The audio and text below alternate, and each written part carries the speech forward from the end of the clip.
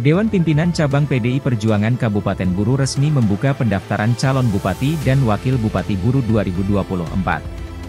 Dikonfirmasi, Ketua Satgas Tim Penjaringan, Sugeng Hakoangit mengatakan, pendaftaran dibuka sejak Rabu dari 17 April 2024 hingga 30 April mendatang. Ia menjelaskan, siapa saja boleh mendaftarkan diri sebagai calon Bupati dan Wakil Bupati Buru di PDI Perjuangan. PDI Perjuangan Kabupaten Buru sendiri menargetkan 4 pasang kandidat Bupati dan Wakil Bupati Buru.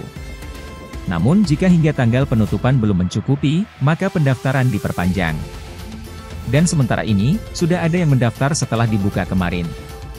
Namun, Koangit belum membuka nama pendaftar tersebut. April itu sudah ada 2 orang yang mendaftar.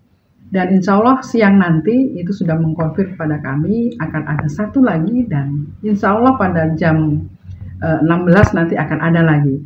Jadi target 4 pasang sampai tanggal 31 April, tanggal 30 April nanti akan terpenuhi.